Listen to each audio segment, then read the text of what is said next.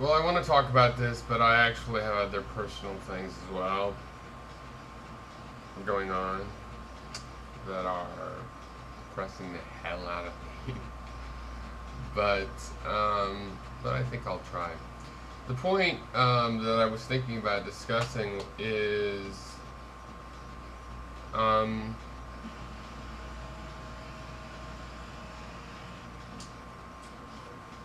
well, I was people are talking about free will, which is I think is an interesting subject, but like Nietzsche, I think is also not really the right question. So you can learn a lot by asking that question, but you won't find the answer. That won't be what you learn.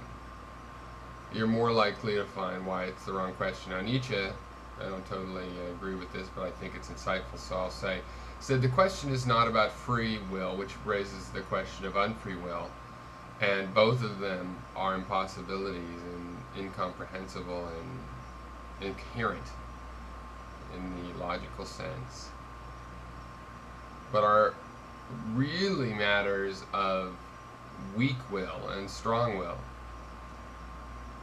So that's worth thinking about.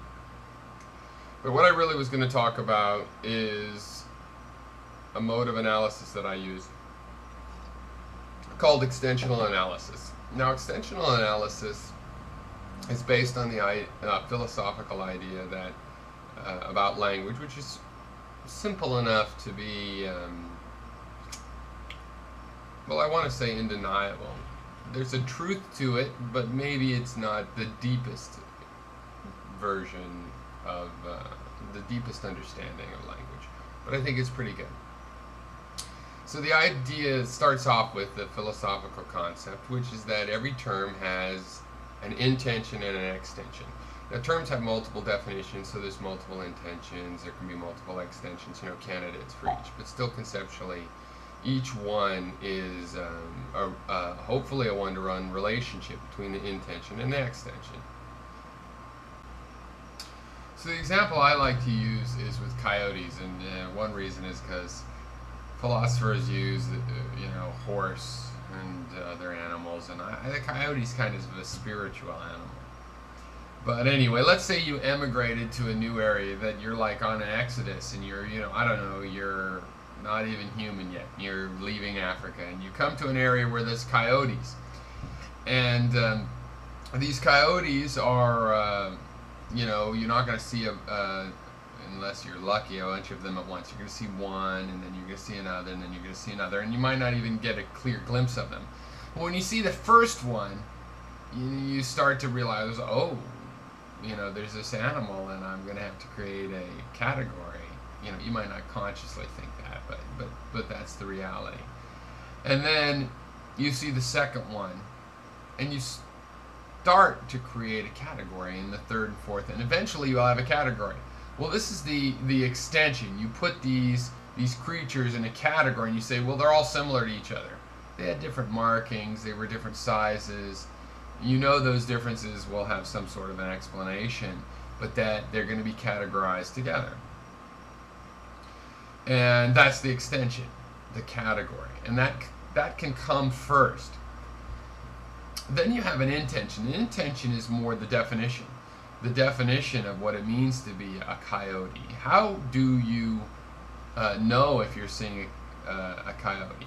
Now, if you have a really good intention, a very accurate one, then in the hands of the expert able to understand that, then you will have a good technical definition, and actually a person will be able to recognize that coyote, on their first sighting. Because they'll have a description that picks out of reality what ought to go in that category. So initially the category is just, hey, these things seem like they're similar and they could go in that category. We could think of examples where maybe they even shouldn't have, but the human mind saw similarity. So extension is the group of things that a term applies to, and intention is the definition. That means to be like a mental algorithm, just a set of words that helps us identify things that should go in that category. Well, I have a mode of analysis that I call extensional analysis, which really looks at this relationship, realizes that they are separate things, and tries to analyze the relationship between that extension and the intention. In the case of free will, when we say, well, is there such a thing as free will, what we're really asking is, okay, given a given intentional definition of free will, is there anything in the real world that it picks out and puts in that category? And that's complicated. We've never come up with an intention that we could really be sure has anything in the extension for free will. And it's this way with a lot of abstract, terms, that it's at least debatable if there really is anything, material with real world correspondence that deserves to be in that extension. But there is another approach.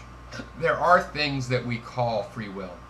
There are things we're trying to identify as free will, people's free choices, their choice to commit a crime, for example, that we want to put in this extension of free will.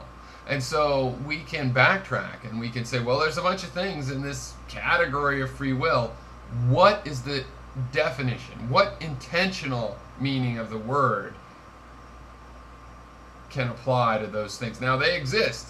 So there should be some intention that describes them.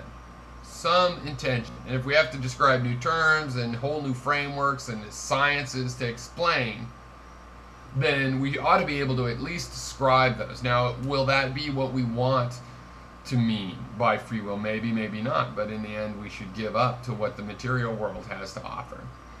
There are things that we want to call free will.